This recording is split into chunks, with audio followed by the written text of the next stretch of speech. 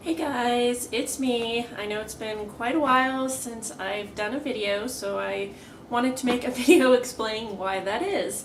It's been actually about 2 months since I've made a video. In that time, I started grad school to become an adult gerontology primary care nurse practitioner.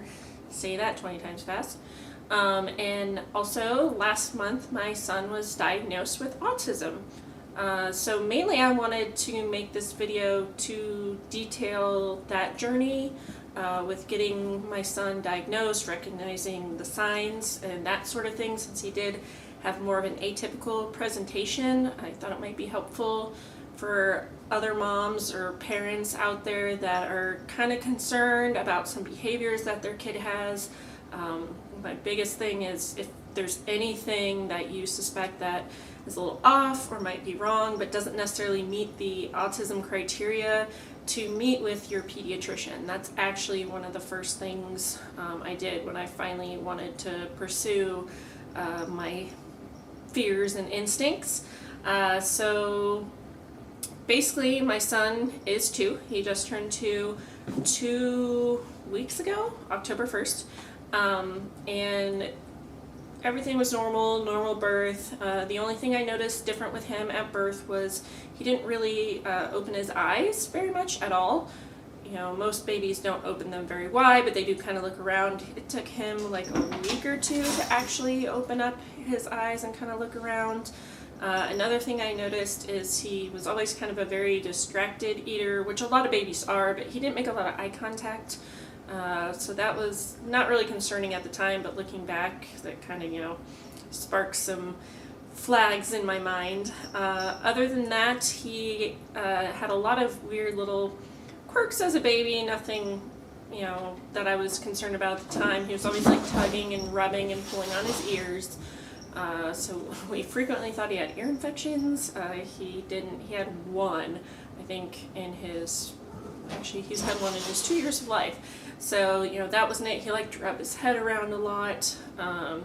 He was a little late to sit up. It was still within the normal time period. He was about 8.5 months before he actually sat up unassisted. Before then, he would just sort of flop around. It's like he didn't totally have the body strength to do it. But then when he did it, he was fine. Once he figured it out, he sat up just fine. More of the stuff I noticed was right around the time he turned a year. He did have his first word, I think it was around 10 or 11 months, which was uh-oh, still one of his favorites. Around his first birthday, he did start waving bye-bye occasionally, mama, dada.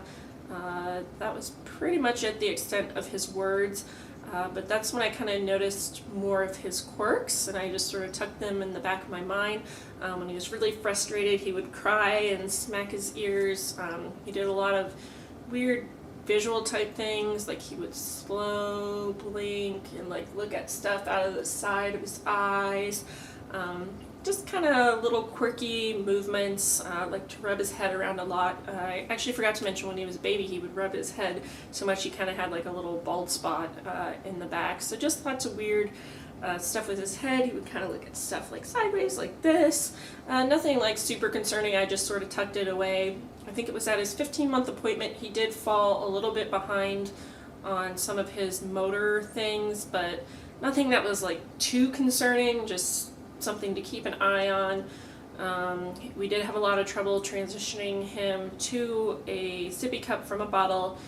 Had to do cold turkey, which is what I did with my daughter, but he was really resistant to it, and even now he will still only use the particular type of sippy cup we weaned him to, and it's been almost a year. He will refuse to drink out of anything else. It has to be that exact type, which it looks like they've probably discontinued, so that's fantastic. Besides that, so 15 months was around January of last year, and between January and July, August of this year, I just noticed that instead of his quirks kind of phasing out, like my daughter had lots of weird quirks. She used to kind of do this as a baby and just, silly stuff. Kids do all kinds of weird things when they're learning about their bodies and movement, but instead of losing those things, he just kind of gathered more and more different little quirks and mannerisms. Also, he stopped, waving bye-bye probably around 15 months. Didn't really gain any new words. He did babble a lot, so I wasn't really worried about that till he was closer to 2 years, because my daughter was also a late talker. She had some words, she babbled a lot, and then boom, she was talking in sentences. So I wasn't too worried with him till about beginning of August this year, so he would have been about 22 months, where there was just no progress at all. He also didn't really make good eye contact. He would kind of look at you, but like briefly, and then look away. You could call his name, like shout it in his face, and if he was doing something, it was like you weren't even there. And I knew he wasn't, deaf or having hearing problems, because he would hear us other times, but it's like if he was focused, that was it. There's no way to get his attention. He really liked to play with cars. He liked to look at everything like on eye level, like a car in front of his face. He always, even since he was a small baby, liked to inspect toys like from all angles. I always called him like the little engineer. He liked to figure out kind of how things worked. Some of the mannerisms that I noticed on him were, again, he was still doing the hitting the head when frustrated. Also when he was anxious or perturbed, he'd kind of like rub his ear or like pull on it a little. He didn't have any of the typical like behavioral issues that can be associated with autism, which are usually due to like sensory processing. He was the typical autistic good child, so he was very quiet, was able to entertain himself, didn't really bother anybody. He's actually a people pleaser. He's really easy to discipline. You just go most of the time, and he would like just collapse and cry. He doesn't like to disappoint. He loves to help, but there really wasn't like a social interaction other than if he had a toy and he needed something done with it, he knew to bring it to you, but not a lot of back and forth play with him. I'm trying to think what else. Started some toe walking while we were in the process of getting him diagnosed. He does this really cute like chicken dance thing when he's excited. Just lots of weird little quirks, enough to where I was beginning to be kind of concerned, and like I really just in case, like maybe I'm crazy, that's fine, but early intervention with autism is the best thing that you can do, so I'd rather have pursued this and it been nothing than to ignore it and then lose out on that crucial time for therapy. So, and no one else really kind of saw these things, which made it a little more frustrating for me. Not that they told me I was crazy or anything. They were just like, well, okay, like everyone, my parents, my in-laws, my husband, they all pretty much thought he was fine. But I did call and make an appointment with a pediatrician. She met with me. We talked about basically the things that I'm talking with you about right now. She did observe many of the same things, so she went ahead and did a referral that was mid-August to our children's hospital, like behavioral therapy. We did an initial meeting with like a social caseworker just to see if he met enough criteria where we should get him evaluated. So within the span of a month, we were really, really lucky how things worked out, that we were able to get him in so fast and seen. I know for some people it can take a really long time, but within about a month we had his evaluation, which was with a psychologist, a speech therapist, and a developmental pediatrician. They met with us for like 2 hours, did some testing with him, some observing, and the end of that appointment, they were able to clearly tell us like there's no doubt he's definitely autistic. His symptoms are on the severe side of things, as in he has pretty decent deficit in social interaction. He has lots of repetitive behaviors and lack of speech. Those are like the three main components of autism. However, they did note, which I've already kind of mentioned, he doesn't have any of the typical sort of behavioral issues, so they think he'll do well with therapy. So that was middle of September 14th actually. So since then we had his hearing evaluated just to rule that out. He did fine. We have had just yesterday we did an occupational therapy evaluation, and he did okay with that. He's really good with fine motor. It's just a lot of gross motor and motor planning, so he's going to be doing some occupational therapy.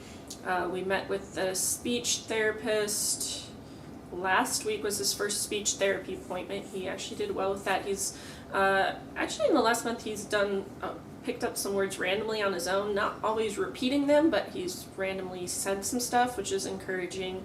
I've been trying to work more closely with him and get on his level and that sort of thing to try to engage him to where he will pick up on the language.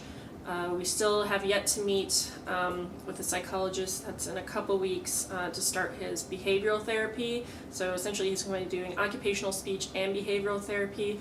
Plus we got him enrolled in our state funded speech therapy program. It's called Help Me Grow in our state. I don't know if that's similar in other states, so early intervention. So he's doing that. So it's really been a crazy 2 months of appointments plus school. I work and other family stuff, so I haven't done anything in the way of videos for you guys, so now you can kind of see why. But basically I wanted to share our journey with you guys, just because it was so helpful for me when I was trying to figure out if I should even get him evaluated, to just watch videos of other kids, listen to other parents, what they noticed and talked about with their kid, because his symptoms were so, borderline atypical. They were just not really obvious. Like, he didn't have any glaring red flags. So my goal is to post and share videos of just his different behaviors. He does a lot of visual stimming and things like that, just to give people an idea of how subtle the signs can be sometimes. And I hope to help you guys out. If anyone that is going through the same sort of things, or might know somebody, or even in just sharing some of these videos, kind of be like, oh my gosh, that looks like so-and-so's kid, or just to help spread awareness. All this being said, the diagnosis of autism was not something that was detrimental to our family. It made no bearing whatsoever on anything. Our goal in getting him diagnosed was just to get him the help he needs to be able to interact with the world the way he needs to succeed in life on his own. He is an amazing kid. He is super smart, super sweet, so loving. That was another thing. He was never hesitant of touch. Occasionally he will be, but for the most part he loves hugs and interacting on his own terms. He's a very awesome kid. Anyone who has met or interacted with him is just immediately charmed by him. Every appointment we go to, they're just immediately taken with how charming and cute he is. So it's not just me. I'm not just partial because he's my son. He's really a lovable little guy, and this is really all just about getting him the help that he needs and spreading awareness for other kids so they can get that help early. He's starting all this stuff at 2. It's the best time. That's what we kept hearing from everybody too as we got him evaluated. Wow, we're so glad you're doing this so early. This is so great. And I want, other kids to have that opportunity. Don't, listen to your gut. Don't just brush things off.